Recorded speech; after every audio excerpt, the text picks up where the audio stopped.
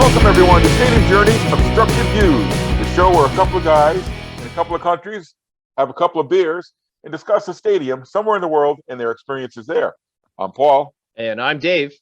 And we are excited to be here with you tonight. Before we get started, please make sure to subscribe to the Stadium Journey YouTube channel. That's where you can find all of our Obstructed View episodes, as long as our other great video work, including the podcast and other stuff that different authors and different correspondents have done over the years. While you're there, while you're watching the videos, like them, share them, leave comments, be interactive. We like that kind of stuff. The official Stadium Journey review of today's venue can be found at stadiumjourney.com, or simply enough, the link is right down there in the comments. So let's get rolling. Dave, what are you drinking today? So I have a super unique beer today. It's from Collective Arts Brewing in Hamilton. It is a blueberry chocolate coffee vanilla sour. So I don't know. Sours are they seem to be the most unbeer like beer going. It's sure a different flavor. Very, very fruity. I know you said that you're not into coffee. I got to be honest, I can't really taste the coffee part of it, but you got a lot going on there. Yeah, it blueberry, vanilla. It just gets lost in the shuffle. So, yeah, pleasant surprise on a cold winter's evening. What do you got? The beer I've got featured tonight was a very happy accident. I took a trip down to New Haven a couple of weeks ago to do a couple of games at Quinnipiac University, and stopped at a place to go get a beer, a local beer that I had heard of. They didn't have it there, but what I found was this lovely beer here from Hoax Brewing, New Haven, Connecticut. It's called I Barely Knew Her Lager. So if you all have been watching over the years and years that we've been doing these podcasts, I'm a lager guy. So this one, right up my alley. Very very tasty brew. All right.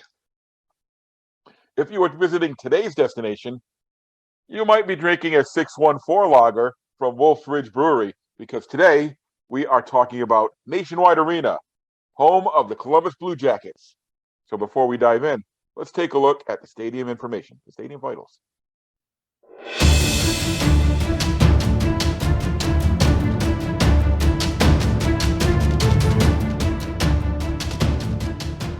Okay, so Nationwide Arena, Columbus Blue Jackets. When you think of Nationwide, the jingle pops in my head like it just did.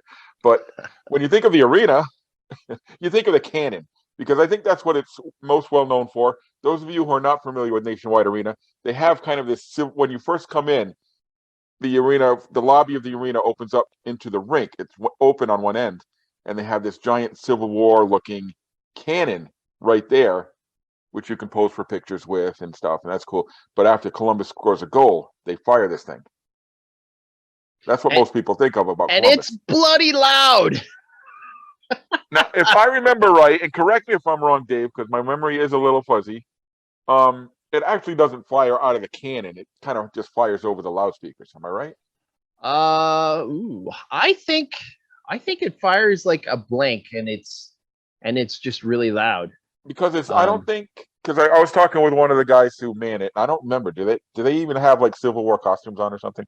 But I don't remember. But I don't think it's louder right next to the cannon as opposed to the far end of the arena. We sat at the far end of the arena, and yeah, it was loud when it went off. Well, I did sit really close for arena football back when there was arena football, and they used the cannon, and I remember it was, jumping. It was a jumping noise. Yeah, they warn you that it's coming, but when that first time it goes off, it still surprises you. Well, in our review, it does say, and I did rate the review, but previous to this one, but it does say that there is a smell of gunpowder in the arena. So I think it's pretty legit. Okay. Thankfully, I believe you. I just didn't recall. They're not firing cannonballs across the way. That'd be awesome. Sit on the back end with my glove. Here we go, right here. Yeah, Fired at the other goalie. You know what? And I find Columbus to be really, really interesting because it's not a traditional hockey market, but it's not in the South, right? So it sometimes it gets lumped in with like the, those Southern Belt teams or with Nashville or whatever, just because of its age.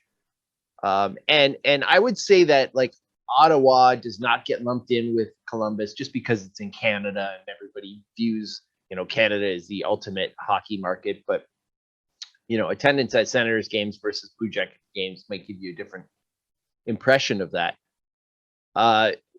So the Blue Jackets, like we said, it's the Civil War motif, not in a traditional hockey market.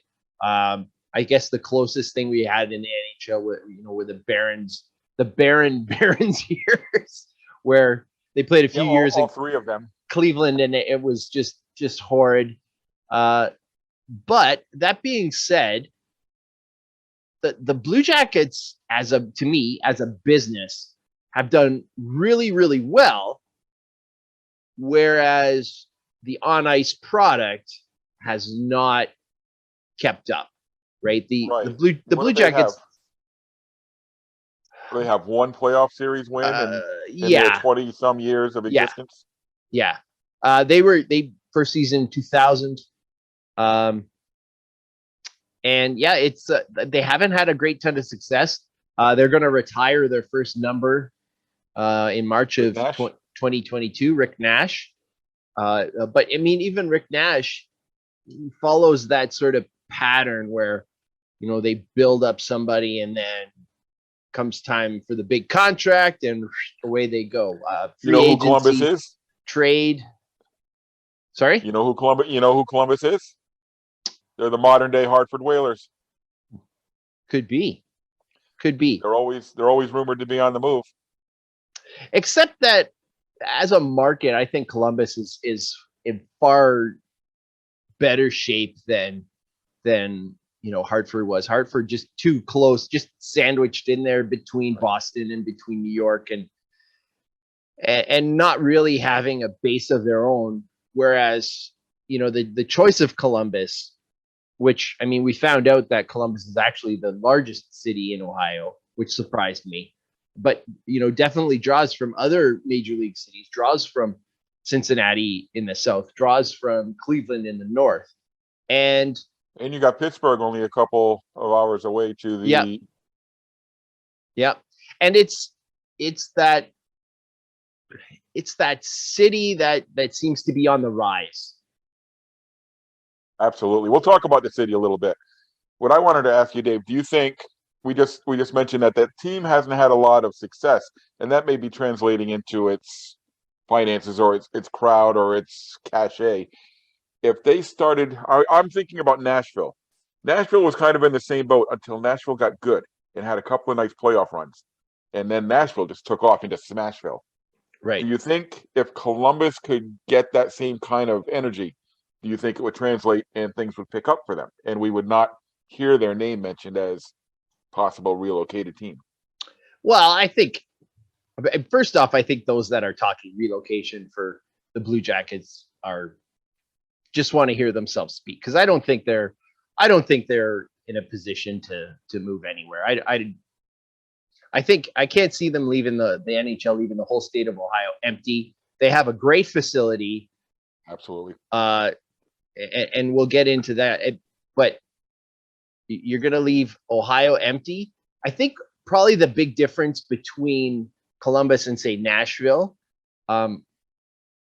Nashville didn't have a lot of like sporting competition. I mean, they had the Titans, but does the NFL and NHL even compete? Right. They don't play at the same time. I would say no. Yeah. They have Vanderbilt, but Vanderbilt, not a huge football school. No. It's been an up and down basketball school. Whereas baseball school. Yeah. Whereas Columbus, I feel that there is some competition there. And right off the top, the big shadow is Ohio State. Right. And Ohio State, it pains me to say, they do so well at so many things, right? they have a solid hockey program, not to the upper echelon as some of the Northeastern teams But it's or some of growing. the Michigan teams, but Yep. but they're in the mix. You know, Ohio State football is, I mean, Right. that casts a huge shadow. Ohio State basketball is consistently good. That plus, you know, you have a strong following for minor league baseball. It's been there forever. You have a strong following for the soccer. I think there's just more going on in Columbus versus Nashville, and let's not underestimate what Nashville was able to do off the ice. I mean, the Predators made it an event. To me, it was probably the greatest trade they ever made was for Mike Fisher, because with Mike Fisher comes Carrie Underwood. So now all of a sudden you have a built-in celebrity. Wait a minute, they didn't meet in Nashville? That's what I thought happened. No, they were married, and he was still playing in Oh. Ottawa. Oh, I didn't know that. Yeah, so it was a little bit for the Senators fans, a little bit of a Gretzky kind of feel to it. Wait a second. You know what? That's true. It is. It is. Yeah. But they It's were like able Janet to. brought Wade down to LA. Yeah. Yeah. But they were able to really build an event, and I don't think Columbus has been able to do that yet. Okay.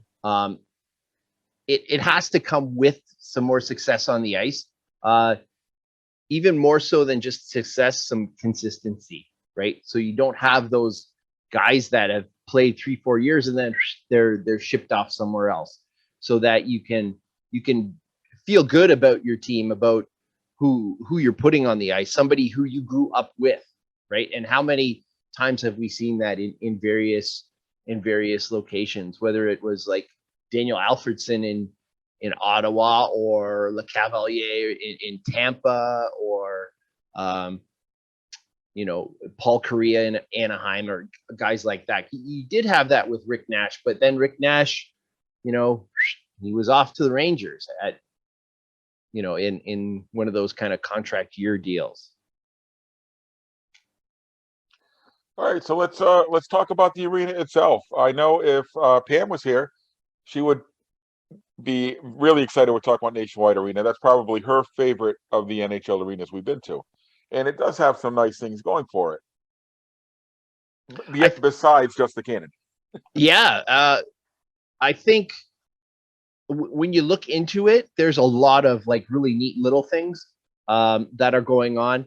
They do a great job of sort of incorporating, you know, Ohio high school hockey. Yep. They got all the jerseys out and whatnot. And for a team that's only been around for 20 years or whatever, they display their history like just phenomenally. That's what I was going to say. Yes. The reverence that they have for John McConnell, who was the original owner and founder. I mean, they're now owned by his son. A huge display for him. I think the street in front of Nationwide Arena is named after him. They do a great job with a lot of the little kid games. Like there's like rod hockey, and then there's a little area where you could do shooting and whatnot. When I was there, they had a hat trick bin. So all of the hats that they collect from hat tricks, they just dump in. They still have that. I was there a couple years after you. Yep. Giant bin.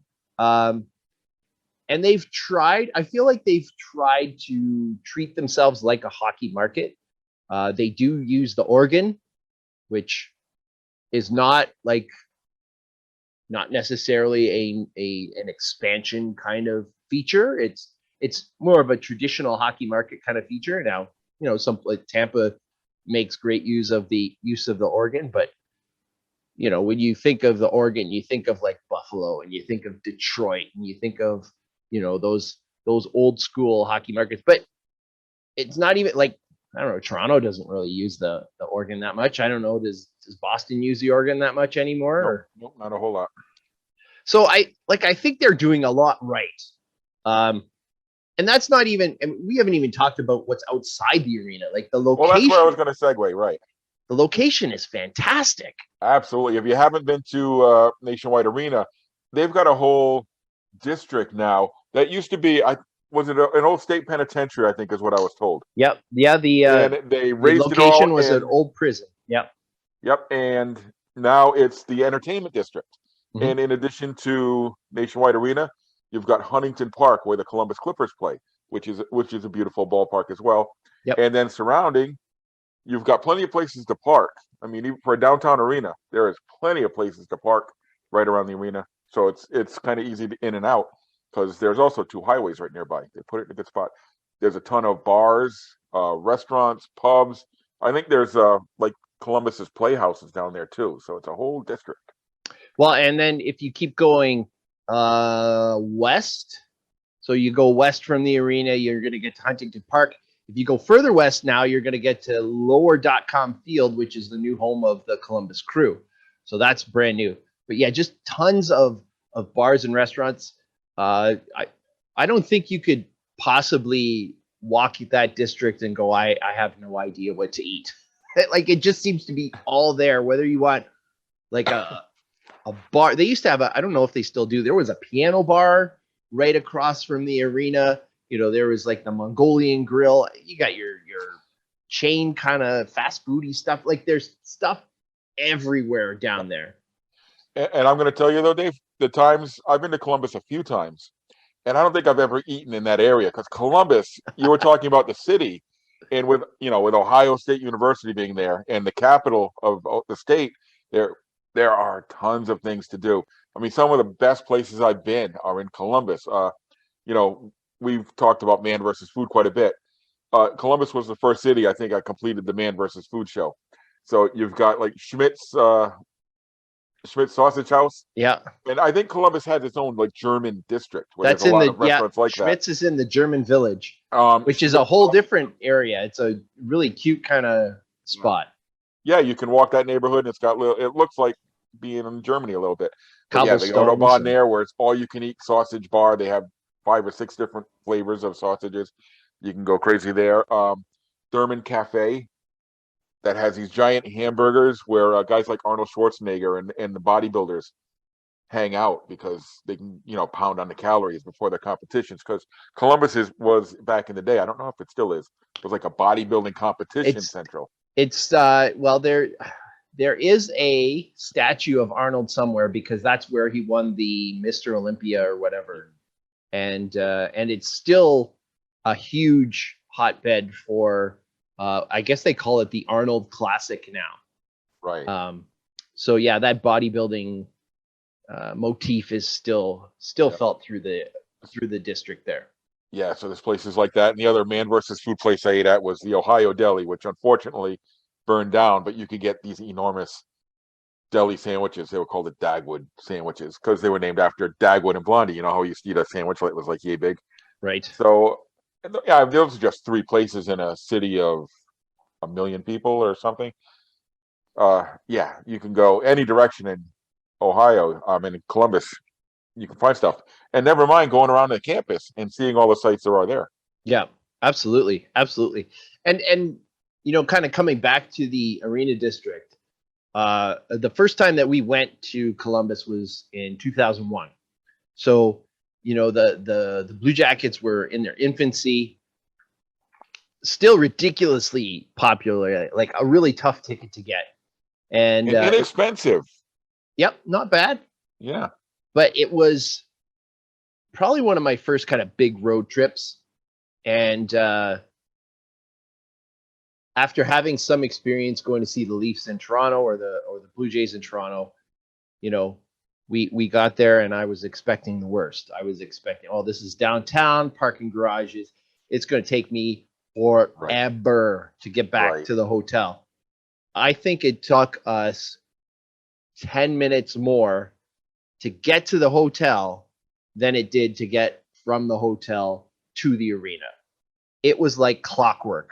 I mean, I think it has to be like the experience they have, shuttling 90,000 people in for football games. Because have you ever been in one of those? Like, there are schools that just have it down, right? This street goes this way, this street goes that way. You can't. They're only going one way, and you can turn right but you can't turn left. And, you got 5 lanes of traffic going one way on Right one onto road, the highway. and you Yes. got 5 lanes going the other way. And I have never been stuck in traffic in Columbus for a game. And I've been to there a few times. I've been to the Clippers a few times. They're really on top of it. So yeah, and Columbus, a growing city, like you said, you've got the Crew right there, you've got the Clippers right there, all fantastic, brand new places to catch games. A great neighborhood. What more would you want in a stadium journey, right? Yeah. And it's funny, I still think of Nationwide Arena as new, and it's going to be 22 years old. That would put it up probably in as one of the oldest or the top 10 oldest venues in the league. I would guess that it's heading in that direction. But you know what? That To me, it's still one of the best. It's definitely in the top third in the league when you put it all together. Just a great experience. And I actually really wish that there would be more success in Columbus, because I think those fans deserve it. no doubt one of those cities. Maybe we can get a Columbus Buffalo final going one of these days. two I two have markets that desperately deserve some success I have and a some funny love. feeling the TV people would not be giddy about that. The execs would be lined up on the building ledges over that one. But you know what? As a stadium traveler, Columbus is definitely a place you should check out. So that's our look at Nationwide Arena, home of the Columbus Blue Jackets. Hope to see you on the road real soon. Cheers. Cheers.